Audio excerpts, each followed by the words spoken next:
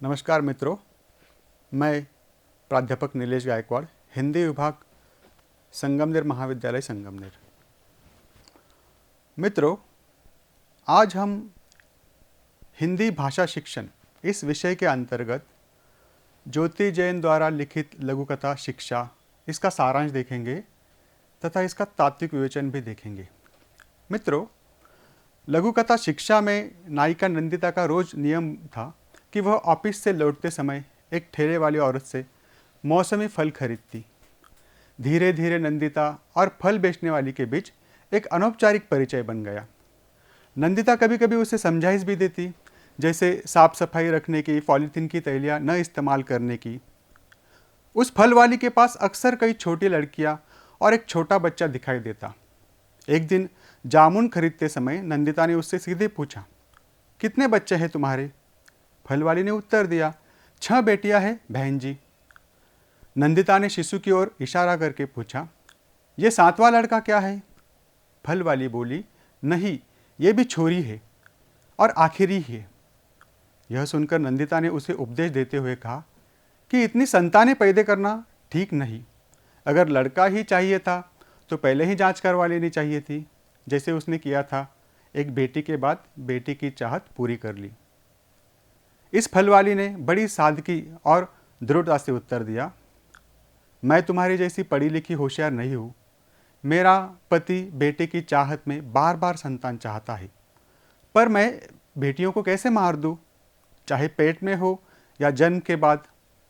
अगर वह बेटे के लिए और संतानें चाहता है, उसकी इच्छा का परिणाम उसे ही भुगतना पड़ेगा। मैं अपनी बेटियों की हत्या नहीं कर सकती। इतना कहकर उसने जामुन नंदिता के झोले में डाल दिए। नंदिता वही ठिठक कर सोचने लगी, उसने जामुन डाले हैं या मुझे एक गहरी शिक्षा दी है। मित्रों, इससे यह निष्कर्ष निकलता है कि यह लघु कथा समाज में प्रचलित जो प्रथाएं हैं, जैसे कन्या भ्रूण हत्या जैसी प्रथा, ऐसी गंभीर समस्या पर इस लघु कथा के माध्यम से प्रकाश डाला गया है।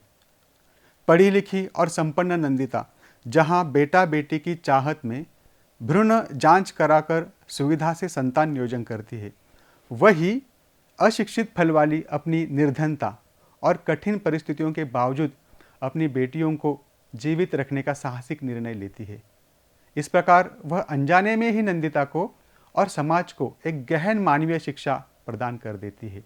यही इस लघु कथा का निष्कर्ष है। मित्रों, हम इस लघु कथा का तात्विक विवेचन देखेंगे तत्वों की दृष्टि से। मित्रों, हम शिक्षा लघु कथा का तात्विक विवेचन इस पर प्रकाश डालेंगे निम्नलिखित मुद्दों के आधार पर।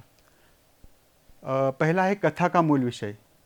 लघु कथा शिक्षा का मूल विषय समाज में प्रचलित कन्या भ्रूण हत्या, लिंग भेद और संतान भ्रम की समस्या। यह कथा इस सत्य को उद्घाटित करती है कि शिक्षित और संपन्न वर्ग भी संतान लालसा में भ्रूण जांच जैसी अमानवीय प्रवृत्तियों में लिप्त है, जबकि अशिक्षित और निर्धन स्त्री भी अपनी बेटियों को जीवन देने का साहस रखती है। दूसरा बिंदु है पात्रों का द्वंद्व। यहाँ नंदिता एक पढ़ी लिखी, आधुनिक और नौकरपेश महिला है। अपने दृष्टिकोण से प्रगतिशील तो दिखती है, पर बेटे की चाहत पूरी करने के लिए उसने भ्रूण जांच कराई और उसकी आधुनिकता केवल बाहरी दिखाई देती है। दूसरी पात्र है फल वाली औरत, जो अशिक्षित और गरीब होते हुए भी उसकी संवेदनशीलता और मातृत्व की पवित्रता उसे ऊंचा स्थान देती है। पति की जिद और समाज की सोच के बावजूद वह अपनी बेटियों को मारना स्वीकार नहीं करती। तीसरा बिंदु है विचारों का टकराव। इस कथा में विचारों का गहरा टकराव दिखाई देता है। यहाँ नंदिता सुविधाभोगी और व्यावहारिक दृष्टिकोण अगर उसका देखा जाए तो एक संवाद है कि जांच करा लेनी चाहिए थी, जैसे मैंने किया। और फल वाले का एक संवाद है जो नैतिक और मानवीय दृष्टिकोण को हमारे सामने प्रस्तुत करता है। वो इस प्रकार है, मैं छोरी को मार नहीं सकती, चाहे पेट में हो या बाहर। तो यही टकराव कथा को तात्विक ऊंचाई देता है। चौथा बिंदु है मानवीय मूल्य। फल वाली स्त्री का उत्तर जीवन के मानवीय मूल्यों को सामने लाता है। मातृत्व की पवित्रता, जीवन का सम्मान, नैतिक साहस, समानता की भावना, इसमें शिक्षा या धन से अधिक संवेदना और मानवीय दृष्टि को महत्व दिया गया है। पांचवा बिंदु है व्यंग्य और कटाक्ष। यह कथा समाज पर तीखा व्यंग्य करती है। पढ़ी लिखी और आधुनिक वर्ग पर जो भ्रूण जांच कराकर कन्या की हत्या को सामान्य मान बैठा है। पुरुष प्रधान मानसिकता पर, जहां बेटा न होने पर स्त्री को ही दोषी ठहराया जाता है। गरीबी और अशिक्षा झेलने वाली औरत पर भी दबाव है, पर वह फिर भी जीवन को चुनती है। मित्रों, छठवां बिंदु है संदेश।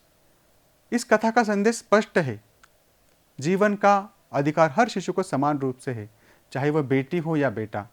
सच्ची शिक्षा डिग्री या आधुनिक साधनों में नहीं, बल्कि संवेदनशील दृष्टिकोण और मानवीय सोच में है। अनपढ़ और गरीब महिला भी अपने नैतिक बल से समाज को सही राह दिखा सकती है। इसका उदाहरण है फल वाली औरत। अंततः सातवां बिंदु हम देखेंगे निष्कर्ष। यह लघु कथा यही प्रतिपादन करती है कि कन्या भ्रूण हत्या केवल अपराध ही नहीं, बल्कि स्त्री के मातृत्व और जीवन के मूल अधिकार का हनन है।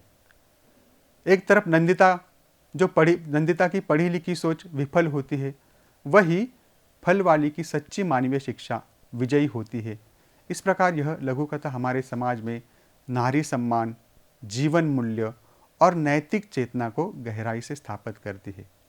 मित्रों, इस लघु कथा का एकमात्र संदेश यही है, स्त्री भ्रूण हत्या, जिस पर रोक लगाना, यही महत्वपूर्ण संदेश लेखिका ज्योति जैन इस लघु कथा के माध्यम से हमें बताना चाहती है।